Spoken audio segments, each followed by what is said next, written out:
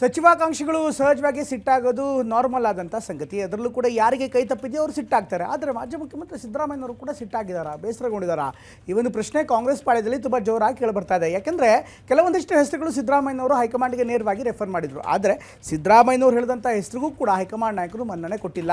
Very importantly Gayatri ಶಾಂತೇಗೌಡರ ಹೆಸರು ಸಿದ್ದರಾಮಯ್ಯನವರು ಹೇಳೇ ಇರಲಿಲ್ಲ.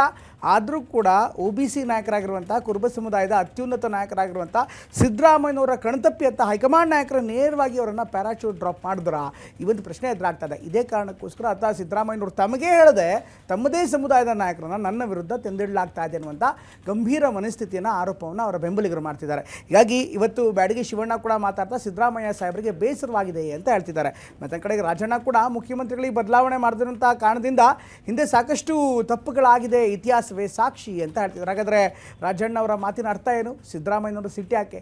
ಸ್ಟೋರಿ ನೋಡೋಣ.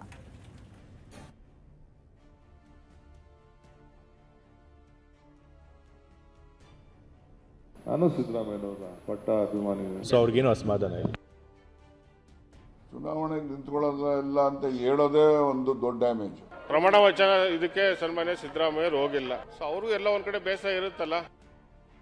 ನೂತನ ಸಚಿವರ ಪಟ್ಟಿಗೆ ಮಾಜಿ ಸಿಎಂ ಸಿದ್ದರಾಮಯ್ಯ ಅಸಮಾಧಾನ. ಸಿದ್ದರಾಮಯ್ಯನವರು ಏನ್ ಹೇಳ್ತೀರಿ? ಎಲ್ಲಿದೆ ನಿಮ್ಮ ಸ್ವಾಭಿಮಾನ? ಹೌದು, ನೂತನ ಸಚಿವರ ಪಟ್ಟಿ ಫೈನಲ್ ಆಗ್ತಿದ್ದಂತೆ, ನೂತನ ಸಚಿವರ ಪದಗ್ರಹಣ ಆಗ್ತಿದ್ದಂತೆ ರಾಜ್ಯ ಕಾಂಗ್ರೆಸ್ನಲ್ಲಿ ಅಕ್ಷರಶಃ ರಾಜಕೀಯ ಭೂಕಂಪವೇ ಸೃಷ್ಟಿಯಾಗಿದೆ. ತಮ್ಮ ಶಿಫಾರಸಿಗೆ ಹೈಕಮಾಂಡ್ ಕವಡೆ ಕಾಸಿನ ಕಿಮ್ಮತ್ತು ಕೊಟ್ಟಿಲ್ಲ ಅನ್ನೋದು ಸಿದ್ದರಾಮಯ್ಯ ಅವರಿಗೆ ತೀವ್ರ ಅಸಮಾಧಾನ ಉಂಟು ಮಾಡಿದೆ ಎನ್ನಲಾಗಿದೆ.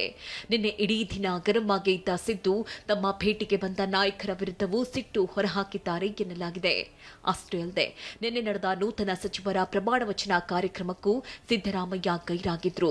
ಹೀಗಾಗಿ ಸಿದ್ದರಾಮಯ್ಯ ಅವರ ಅಸಮಾಧಾನಕ್ಕೆ ರೆಕ್ಕೆ ಪುಕ್ಕಗಳು ಬರುವಂತೆ ಮಾಡಿದೆ. ಅಷ್ಟಕ್ಕೂ ಸಿದ್ದರಾಮಯ್ಯ ಬೇಸರಕ್ಕೆ ಕಾರಣವಾದ ಅಂಶಗಳು ಏನು ಅನ್ನೋದನ್ನ ನೋಡುವುದಾದ್ರೆ,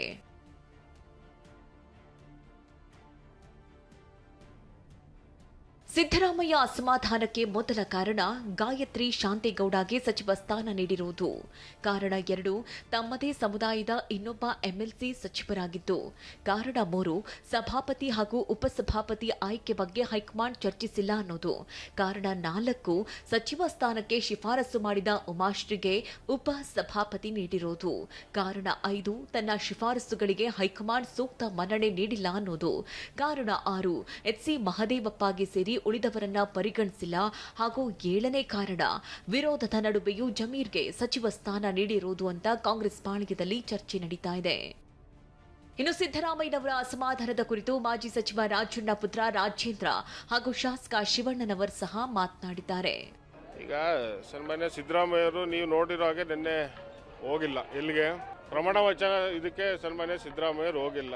ಸೊ ಅವರು ಎಲ್ಲ ಒಂದ್ ಕಡೆ ಬೇಸರ ಇರುತ್ತಲ್ಲ. ಈ ಎಲ್ಲ ಬೆಳವಣಿಗೆಗಳ ಮಧ್ಯೆ ಮಧುಗಿರಿ ಶಾಸಕ KN ರಾಜಣ್ಣ ಕಾಂಗ್ರೆಸ್ ವರಿಷ್ಠರಿಗೆ ಪರೋಕ್ಷವಾಗಿ ಎಚ್ಚರಿಕೆಯ ಬಾಂಬ್ ಸಿಡಿಸಿದ್ದಾರೆ. ಸಿದ್ದರಾಮಯ್ಯ ಅವರನ್ನ ತೆಗೆದಿದ್ದು ಪಕ್ಷಕ್ಕೆ ದೊಡ್ಡ ಡ್ಯಾಮೇಜ್ ಮಾಡಬಹುದು ಅಂತ ಹೇಳಿದ್ದಾರೆ.